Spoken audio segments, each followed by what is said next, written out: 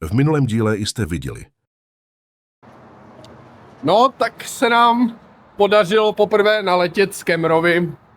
A náš domácí nám domluvil taxíka, nebo takovýho, jako, to nebyl taxík, to byl prostě borec, který jel stejným směrem. Chtěli víc lovu, aby nás tam hodil. A už jsme si říkali, že jako no, dobrý, no, tak přijdem o pár tisíc dinárů dalších. Ale borec nás nakonec vyhodil někde na dálnici, vole, batohy čau a vole, vypadněte a zdar. Tak jsme konečně tady, bylo to jako hodně složitý, stálo to poměrně dost peněz, ale konečně jsme tady. Tohle je takzvaná Ištařina brána, vchod do starověkého města Babylon.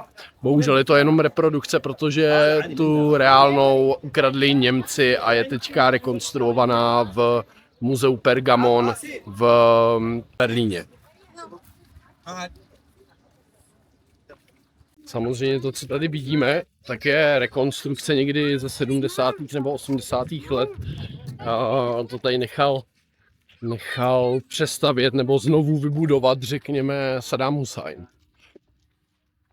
A jelikož to byl magor a megalomaniak, tak se snažil přiblížit tvůrci Babylonu nebo staviteli Babylonu králi Nabuchadnezarovi,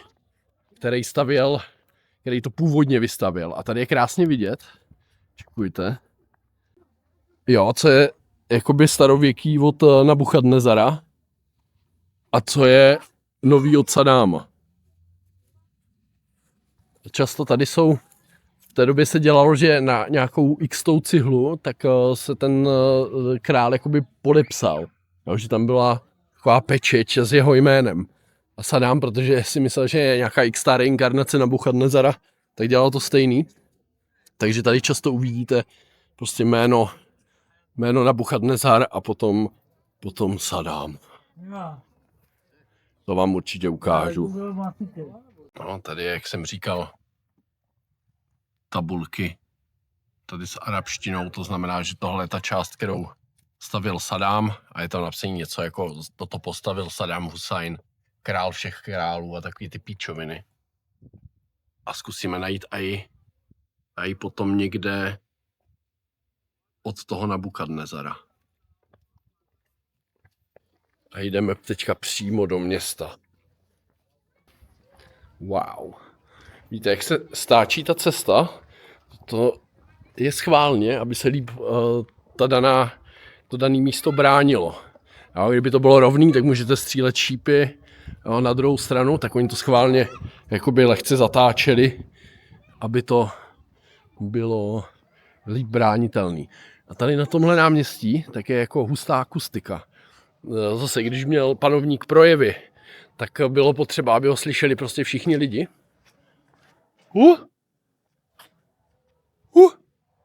Slyšíte, jak se to rozlíhá? Romane! Děláme si, co je tu dál, ukážu vám nějaký další zajímavosti. Snažím se najít teďka místo, kde umřel Alexandr Veliký. Jo, ten tady skonal a je tady přímo ta deska, na které on byl položený. No, už jsem to našel, čekujte. Tady tohle je místo, kde umřel Alexandr Veliký. Opět rekonstrukce. Samozřejmě jak jinak.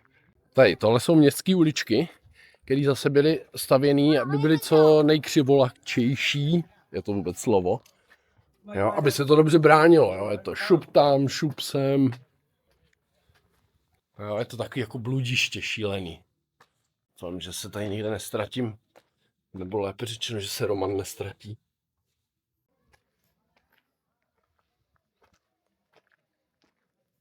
Vezmu to radši zpět.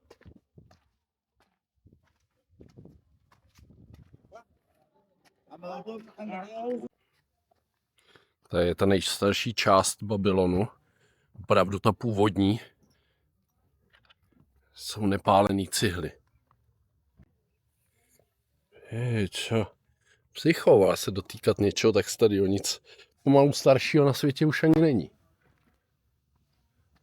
Mám já to ale štěstí, že cestuju. Jak vidno, každá země má svoje dezoláty. Teď vám něco ukážu, jo? Vycházíme z Babylonu.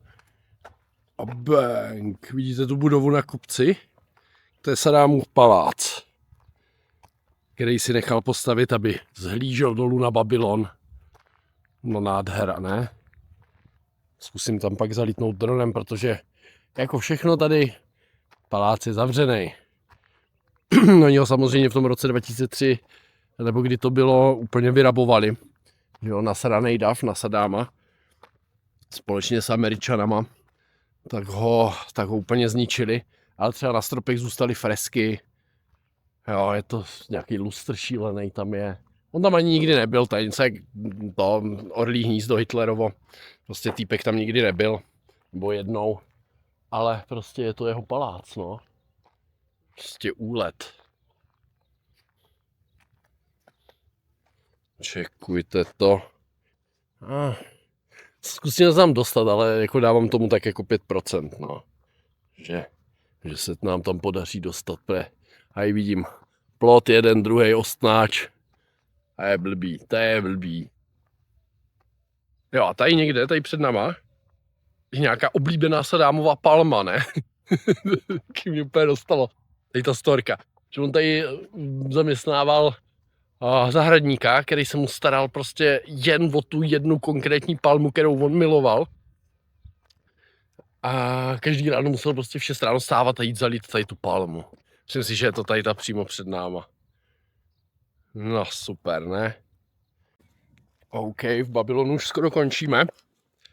A Roman si všiml nějaký skupinky turistů, která prolítala tam dírou v plotě k Saddámově paláci. Takže zkusíme být jako místní a zkusíme se fakt jako dostat do toho paláce. Sice nám u brány říkali, že je zavřený, že tam jako asi nemáme hlézt. A já Bůh co tím myslel, tím rezortem, no. Já si myslím, že myslel ten palác, no. No, tak nám přejte štěstí, pokud další záběr bude ze Saddámova paláce, tak jsme to zvládli. Tak bohužel nás, vole, stopili do prdele. Vole, všimli si nás nějaký, ty vole, tady čurák s vysílačkou a stopnul nás, že je to, vole, zavřený, no. No, co se dá dělat? OK, plot twist 2.0. Podařilo se mě podplatit ty, vole, tady hlídača a týpka a on nás se normálně fakt pustil nakonec. Před nás vyhodil, nechtěl vzít tu platek a pak jsem ho ukecal. Motherfucking wow, takže čekujte. Saddámův palác. Wow.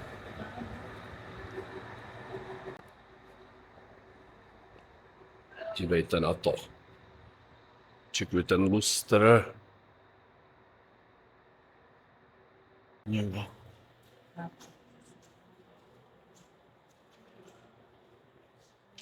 Tady na stěnách všude grafity. Vylezl na balkón a viděl tady dolů na Babylon.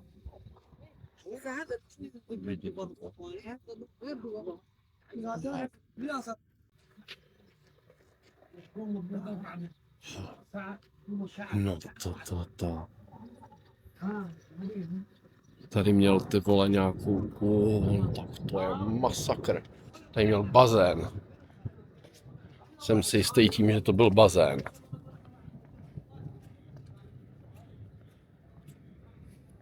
Jasný. Je zbytky ostnáčů. Bazén. A dole pod náma Babylon tamhle. To je hustý.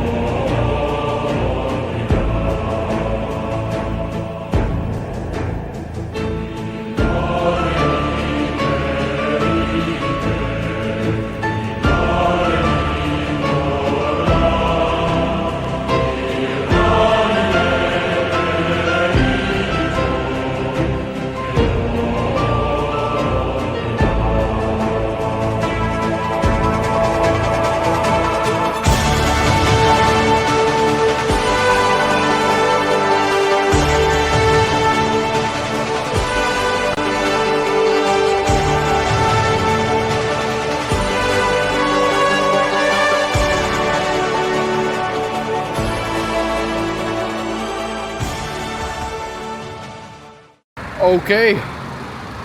To byly aluze teďka jedna aluze za druhou. Napřed nás podělal taxikář, vole, vyhodil nás někde úplně v prdeli. Pak jsme, vole, se tak dostali do... lidi. No, a pak jsme se málem nedostali do Babylonu.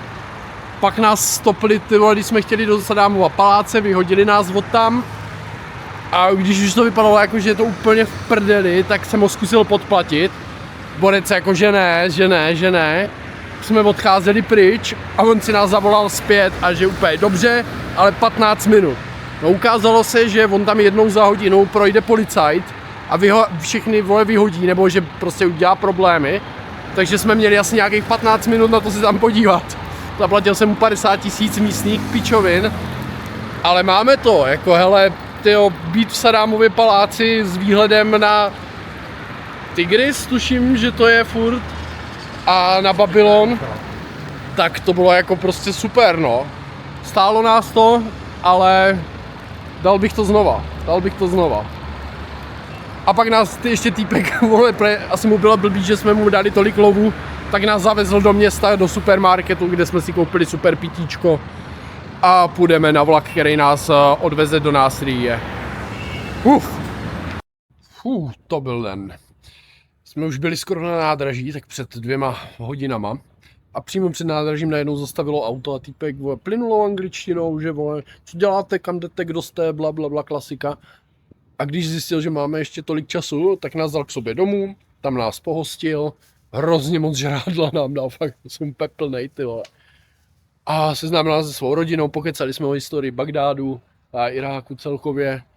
A pak nás vzal zase na stanicu, takže jsme teďka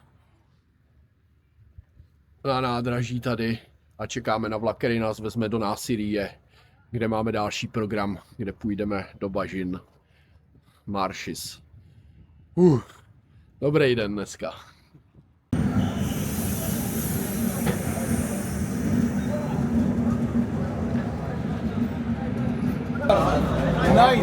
Nine.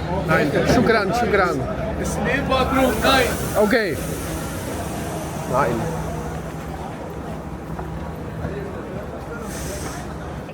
Aha. Here? Shukran. Teďka tam, nebo? Jo, tohle je 9.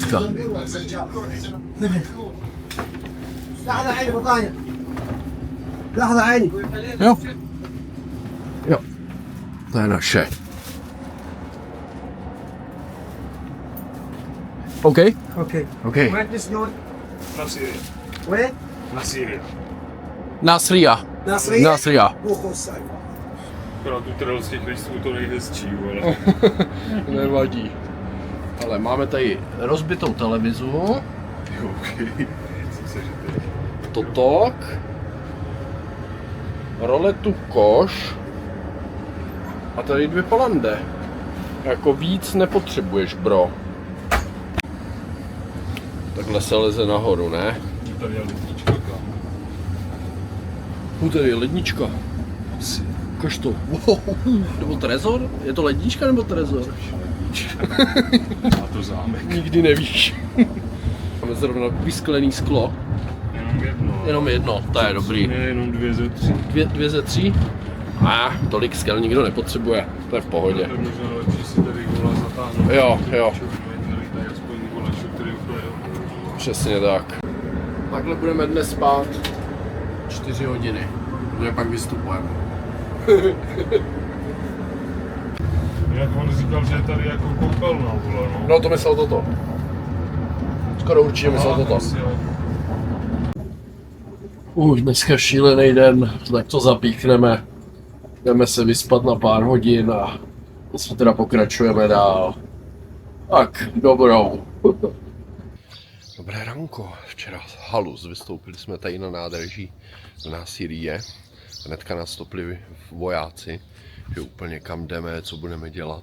Jsme řekli, že jako nevíme, že jsme prostě ve 2 ráno a až druhý den máme nějaký program, tak nás zavedli tady do svojí modlitebny na nádraží. Normálně nám tam ustlali a úplně nás zachránili vojáci. Takže super, je ráno a my bychom měli jít a navštívit dneska starověké město Ur a pak jedeme do bažin. Všechno vychází dobře, lidi jsou super, pokaždé nás zachrání. Wow, prostě super, miluju jedák. Opět trochu změna situace. Ráno jsme vstali, že na nás měl čekat nějaký driver, kterýho nám domluvili policajti nebo vojáci.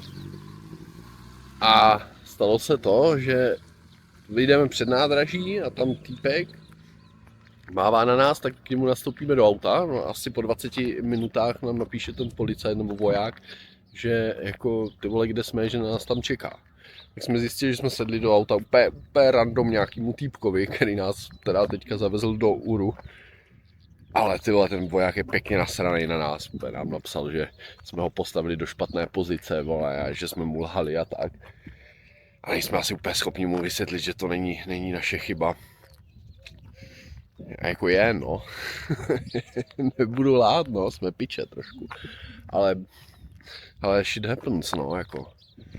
Ale přišli jsme teda o odvoz zdarma, vole, všude. Tady to budeme asi muset zaplatit a blbá situace, no, ale co naděláme, no. Hlavně, že jsme teďka v Uru, za chvíli otvírají bránu, takže půjdeme se podívat na Zikurat v Uru, pak zpět do Nasirije a od tam nějak si musíme zajistit odvoz do Alčibájaš, kde budeme do Maršis, no.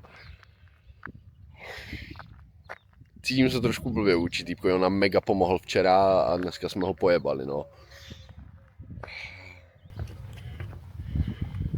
Tohle je Zikurat ve starověkém městě Ur, v jednom z prvních měst vůbec.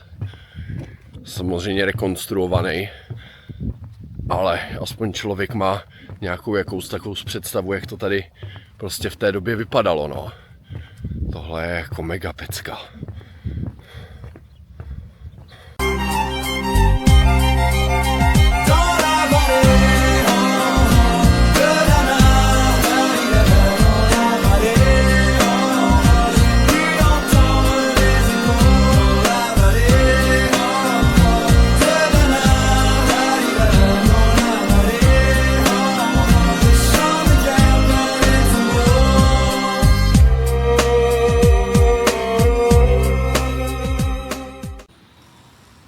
Právě jsme v Nasirije a našli jsme tady takovou jednu halus. Neříkám, že všechny informace, které teďka právě řeknu, jsou úplně pravdivý, protože bych se musel dogooglovat a tady není moc signál. Ale já mám pocit, že tady je socha nejslavnějšího iráckého snajpera, který bojoval a právě to nevím v které přesně válce, jestli to bylo proti Američanům nebo proti Daesh, jakože ISIS. A má na kontě prostě hrozně moc zářezů, byl hrozně úspěšný a stal se takovým jako národním hrdinou. A tady mu v Nasirije postavili sochu.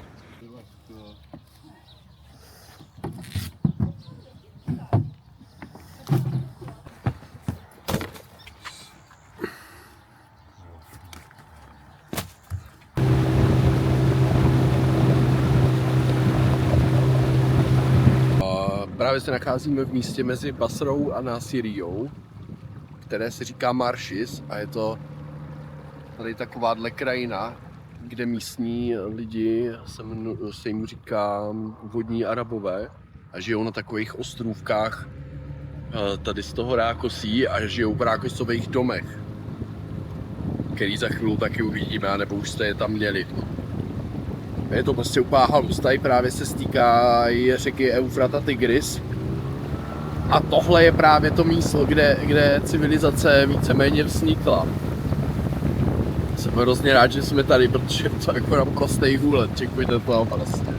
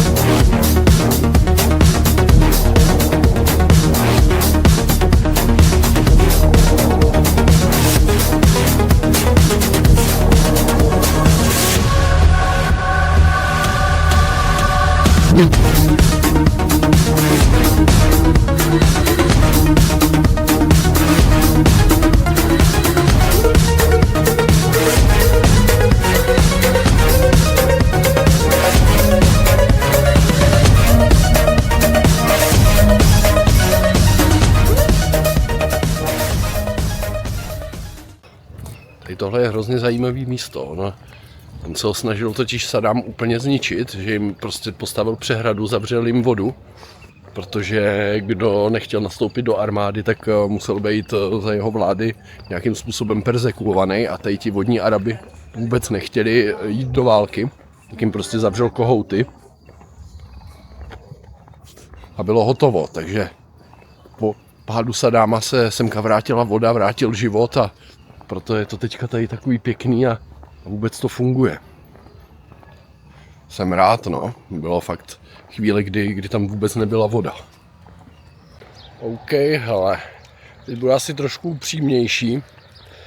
Viděl jsem všechny videa všech youtuberů, co byli tady v Iráku. A mám takový pocit, že oni měli prostě tendence ukazovat jenom to hezký z toho Iráku. A trošku jako zkreslovat realitu, která tady reálně prostě je. Realita je taková, že je tady mega bordel, jako je tady mega bordel. Teďka se mě můj turist guide divil, že vyhazuju vajgla do popelnice a ukazoval mě posunkama, že to mám házet na zem, že je to úplně v pohodě. Není to v pohodě, ty vole, má to tady, vypadá to tady povětšinou prostě takhle. Jo. Los bordelos, vole. A ještě po mně chcou, abych prostě házel odpadky na zem, a to nejsem nějaký ty vole green dealák, jo, nebo něco. No, mám většinou v piči, ale to je, jako, nebudu to dělat. No a teďka jsme viděli fakt věc, která mě trošku dostala, a to, jak si tady hrajou malí děti. Tady je samozřejmě tuna toulavých psů, všude. Tuna fakt malých štěňátek rostomilejch. No a místní děcka se baví tím, že prostě kamenujou, že jo. Takže hej, chlapeček, tak já nevím, 4 roky, tak si nazbíral šutry a úplně to sypal, ale do toho malého štěněte, že jako, joj, to není moje země, jo, já mu nebudu říkat, co má dělat, nebudu ho okřikovat, vole, já jsem tady na návštěvě. Ale ty vole, vidět takhle nějakého parchanta, vole, v České republice, tak mu jednu střihnu, vole, že chytí druhou vozem. Jako bylo to fakt, vole, až se mi udělal trochu nevolno z toho, protože to byl velký šutr a hodně malý pes. Takže, ale Irák je super, ještě řeknu pár závěrečných slov na konci celého videa k tomu, jako je nám tady fajn, ale vypadá to, že natočíme asi jediný reálný video prostě tady z Iráku, kdy ukážeme věci, které tady nejsou dobře, protože ne všechny věci jsou tady dobře. Takže asi prostě tak, no. No a tady jsou malí kamenovači psů, no. No. Prostě styl. Vám ukážu, jak dneska spíme. Teď jsme si právě tady vyčistili zuby. Aha, tady je naše spaníčko. A Roman už to tady vyzevluje. Takhle budeme dneska spát. Protože je vedro. V tom baráku bychom taky mohli spát, ale rozhodli jsme se, že zůstaneme asi venku. V České republice je prej teďka 6 stupňů. Tady je tak 36. Takže to hodíme dneska venkovně. No a zítra už valíme směr Basra. Koupit si lístky na vlak vlastně jenom a pojedeme přes půlku celého Iráku do Bagdádu zpět a tam si seženeme taxík a taxíkem pojedeme přes další půlku Iráku, jupí, až do Erbílu na sever do Kurdistánu, což už není Irák jako Irák pořádně. Iráky jsou totiž 2, i když Ofiko se tváří, že je jenom jeden. Ale sever mají Kurdové, kteří si to vydobili na ISIS a založili si de facto vlastní stát, takže Ofiko je jenom jeden Irák, ale v realitě jsou 2 Iráky. Pokud bychom doletěli na sever do toho Erbílu, do Kurdistánu, tak vízum, který bychom tam dostali, nám neplatí na zbytek Iráku, na Bagdád a spol. Jo? Ale když doletíte do Bagdádu a dostanete víza v Bagdádu, tak vám platí i na Kurdistán. Je to takový trošku zmatený, ale je to prostě tak. Takže takhle to vypadá, takhle to tady chodí. Takže jo, dobrou a zítra se uvidíme v Basře. Tak jo, tak nám nastal den odjezdu z Bažin. Náš domácí nám domluvil tady týpka, který nás odveze do Basry na nádraží za asi polovinu ceny, co nám nabízeli taxikáři, takže úplně super. No a v Basře, podíváme se po Basře, chceme najít barák, kde se schovával Bin Laden a večer v 7 nastupujeme na vlak a jedeme zpět do Bagdádu, kde si chytneme taxík a pojedeme do Erbílu. Tak nám držte palce, je to teďka cesta přes celý Irák během 24 hodin de facto. Tak uvidíme. Let's go.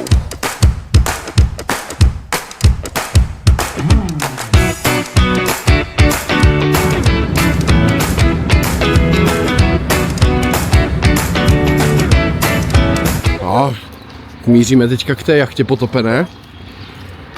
A ještě jako vtipný bylo, že na nádražích jsme si kupovali lístky, tak nám týpek vysvětluje, jak to funguje v tom vlaku a co můžeme, co nemůžeme, na jaký pravidla. Tak nám to všechno vysvětlí. A pak se nás podívá, jo a taky nesmíte mít sex, jo, žádnej vlaku.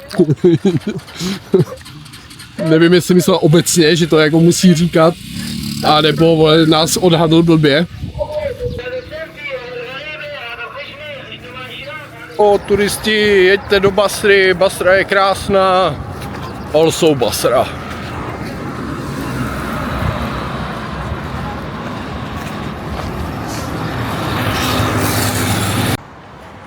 Jsme našli Basra University, ta je jako docela pěkná, ty vole, celá ta budova.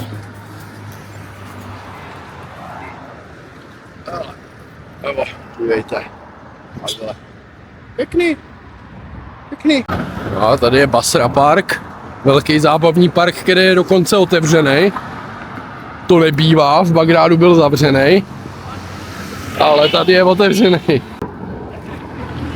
Tamhle už je ta jachta, ale dobře bude vidět až z vrchu, no. Musím tady někde si najít místo, kde vzlítnu a nikdo nás nezabije, nebo neukradne drona, nebo já nevím. Musíme se tady někde schovat do rákosí a uvidíme.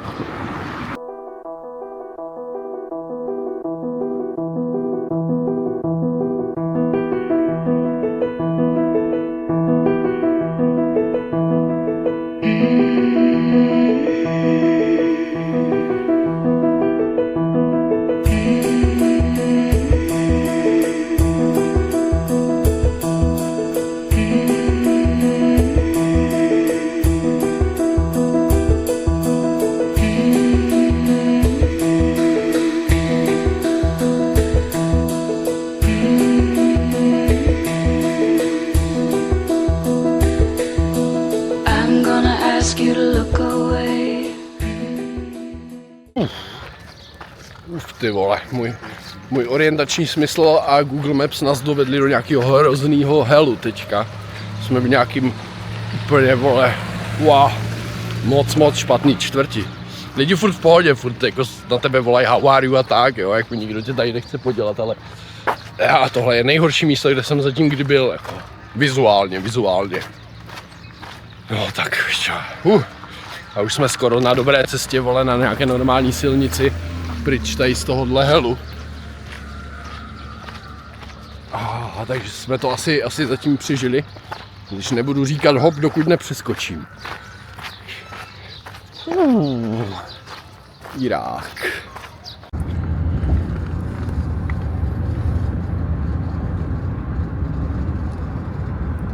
No, konečně po šílených peripetích na hranicích mezi Kurdistánem a federálním Irákem jsme konečně v Kurdistánu. Vyjíždíme do Erbílu. Konečně sprcha, konečně hotel. Po týdnu. Boží. Je to tady mnohem takový zelenější, míň špinavý. tak jako fakt hezčí, no. Nějaká vládní budova. Koukám, že i vojáci jsou líp vyzbrojení. Cool, líbí se mi tady. Ahoj, ahoj, takže jsme v iráckém Kurdistánu. Jak jsem říkal v první části videa, Iráky jsou vlastně de facto dva. Jeden je federální Irák, to je ta hlavní část, kde je Bagdád a podobně, s hlavním městem Bagdádem. A druhý je sever, který si vybojovali Kurdové na ISIS a založili si vlastní takový stát, nestát, taký poloautonomní území jménem Irácký Kurdistán, kde je hlavní město Erbil, kde se teďka nacházíme. Našli jsme Carrefour. No, jako i tohle je Irák, no, prostě přijeli jsme přes celý Irák, vole 1000 kiláků. Vystoupíme, najdeme tady prostě nějakou Carrefour, vole, otevřenej a nepustí nás do něj. Z nějakého důvodu, pro mě úplně jako neznámýho. Takže, vole, se nemůžeme najíst po 1000 kilometrech, protože borec sekuriťák nějaký, vole, blbeček uhrovatej, vole, nás tam prostě nepustil. Nemůžeme do Carrefouru. Jo, tady prostě jako dojít i jako do obchodáku je poměrně jako big deal, vole, ne vždycky se ti podaří prostě projít, vole, do obchodáku. Tak já nevím, no, máme docela hlad, vole, nevíme moc, vole, kde tady co je. Tak jsme konečně v hotelu, máme fakt jako pěkný hotel, sice maličký pokoj, ale jako vidíte, moc pěkný. Tady budeme další 3 noce. Na kartu všechno, dobrý. Máme na kafíčko. Krásná koupelna. Jo, všechno, co potřebujeme. Dobré ranko. Tak jdeme poprvé prozkoumat město Erbil, hlavní město Kurdistánu. Iráckého Kurdistánu, protože Kurdistánu je víc.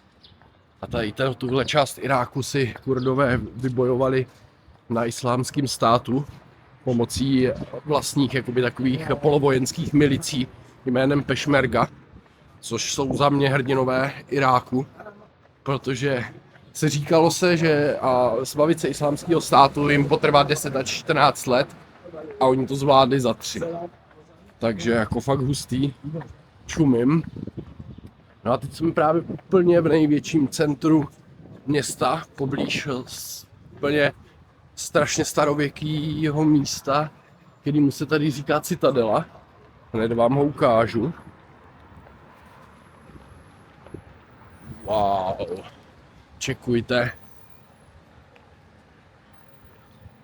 Vlastně Erbil je stavěný do takových soustředných kruhů, podobně jak Moskva, akorát, že tady to dává trošku smysl z historického hlediska. A ta Citadela tvoří ten nejvíc centrální kruh. Tak se zkusíme podívat dovnitř, uvidíme, jak to bude vypadat zevnitř. Tak, Citadela otvírá za 4 hodiny, tak si to tady napřed celý obejdeme. Podíváme se, jak to tady vypadá. Ale je to tady fakt jako úplně něco jiného, jak kdyby jsme byli v jiný zemi. Je to tady zelenější, čistší, míň hlučný. Jo, jako do zbytku Iráku. Wow. Do zbytku Iráku bych jako doporučoval jenom zkušeným cestovatelům, jo. Ale tady už je to jako, že v klidně zbalíš, vole, starou a pojedeš semka na nějaký prostě výlet. Jo, je to tady jako 100% bezpečný. Jako pěkný, jo, styl Egyptomán, jo, ne hezčí jak Egypt, co to kecám, jako 100krát hezčí jak Egypt. Ale že už to tady prostě není takový jako hell, jak třeba Bagdád nebo Basra. Jo, tak už nám otevřeli Citadelu a jdeme se podívat. To je taková jako nejvíc historická věc tady, očividně měla nějakou obrannou funkci. Podle toho, jakým způsobem je postavená a je fakt na takovém kopcu nad městem. Odsud bude asi hodně dobrý výlet. Tak jako zatím vypadá teda zavřeně trošku, tady sedí týpek, ale je tady cedula zavřeno. No ale to tok jako, to tok je dobrý, hned vám to ukážu.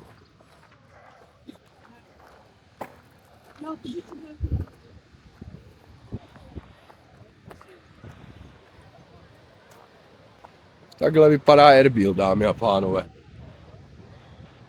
Wow. To náměstí je fakt v topu. Ale Citadela jako taková vypadá uzavřeně. Což mě trošku zase opět mrzí. V tomhle je Irák jako takové jedno velké mrzeníčko. Mají všechny památky zavřený, jsem rád, že jsme se dostali vůbec do Babylonu. No ale it is what it is. Jak říkáme my Slované.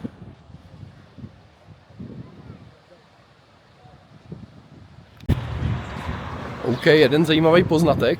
Tady v Kurdistánu úplně nemají rádi drony. Jako ne, že by neměli problém v celém Iráku, bo jo, po každý mě po pár minutách jako řekli, že víš, že to ne. Ale zatím mám všechny záběry, které jsem chtěl. A tady u Citadely, tak jsem najednou viděl nějaký 2 Kurdy, jak mají drona, ne? Tak jsem se jich šel zeptat, o co go, jako jestli se tady může lítat, nemůže lítat.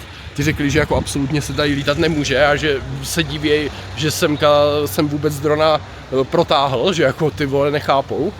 No a jak jsem se jich zeptal, jako je, ty vole, můžu si teda zalítat nebo nemůžu? A oni zavolali někam, dali mě povolení. Ukázalo se, že to byli týpci, který mapovali lidarem tady prostě tu Citadelu. A že byli nějací prostě oficiálové, no, tak jsem dostal oficiální takový polooficiální dovolení tady se prolítnout, takže mám krásný záběry tady z Citadely, který vám ukážu právě teď. T-minus 15 seconds.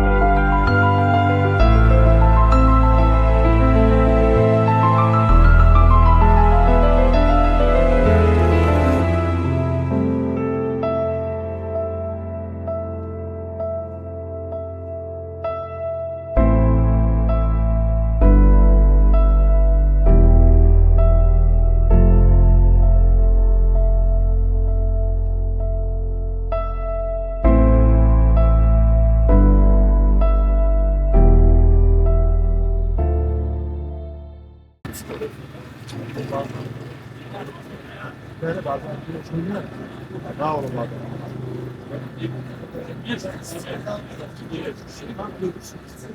Když budeš hodnotit, tak nezapomeň na to, že to za nás zaplatili.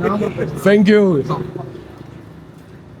Čekujte to, čerstvě vymačkaný granátový jablíčko. A ještě to za nás zaplatili, vole, tady nějací týpci, co seděli vedle nás.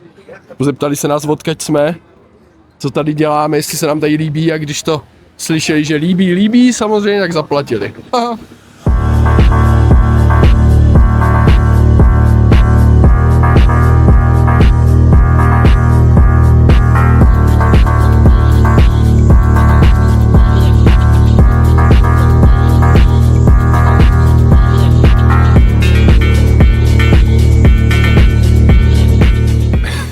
Jo, a náhodou jsme tady našli v centru města lanovku. Jak jsme si za 100 koupili lístky tady na lanovku. A vůbec nevím, kam jedem.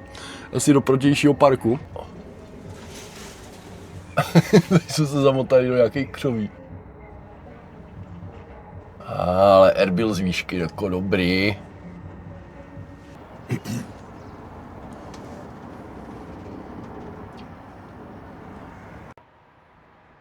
Yes, face track, pojď.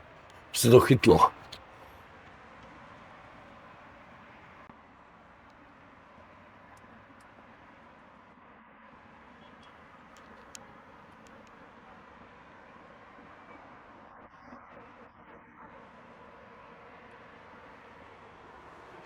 Hlavně jsou tu parky, my jsme to teďka tady 10 dní neviděli jediný park pomalu, a kromě toho v Bagdádu z první části videa.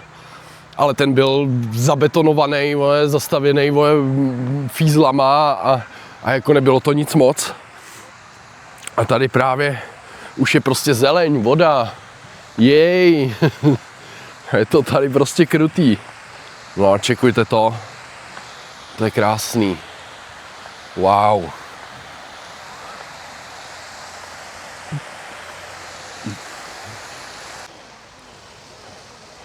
Tady je to hustý, jako fakt takhle krásně nasvětlený park jsem viděl naposled v Kišiněvě v Moldovsku. Tam měli taky krásně takhle nasvícený parky, ale hele, tady je to jako ještě jinčí level. Jako fakt se mně to mega líbí tady. A je příjemně, hlavně tyhle, tak jako já nevím, 15 stupňů, přes den bylo 25. Oproti, ježiš, teď jsem se lekl. Jsem myslel, že je to real, ale není. Je to z bronzu. Jo, 25 přes den a teďka je to úplně jako o ničem jiným, no. Parádička.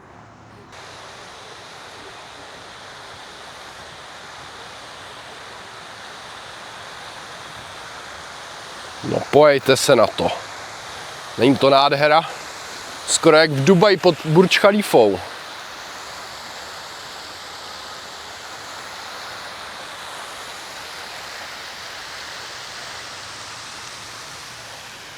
No, taková pěkná výhlídka na celý park tady. OK.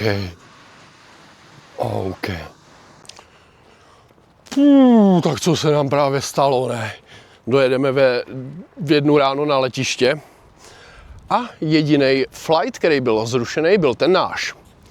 My jsme se odhlásili z hotelu, že jo, poslední prachy už skoro pryč. No a museli jsme koupit hezky jiný flight za 24 hodin za dalších 7 000. Takže jsme skoro bez peněz, bez hotelu, v 1 ráno tady někde v Iráku do prdele. A ještě navíc tady nejezdí taxíky přímo do letiště, nebo jako Karim, na který ještě máme love. Takže jdeme teďka pěšky z letiště a někde chytneme pak Karim, což je něco jako Uber tady. Pojedeme zpět do toho hotelu, z kterého jsme se čekli ještě prostě o půl dna dřív, protože že jo, takhle to vycházelo. A teďka si to teda prodloužíme, no, pobyt v Iráku. Jako za ty létání a cestování je to poprvé, co jsem měl fakt jako zrušený flight, no. Nedá se svítit, no, na každou situaci se musí reagovat aktivně a nějak se vyřešit, no, takže máme teďka nový letenky, pojedeme do hotelu je prosit, ať nás tam nějakým způsobem nechají třeba dneska přes noc, protože jinak jako já vůbec nevím, kde budeme dneska spát, 1 ráno. No a zítra na novo to zkusíme. Tak nám držte palce.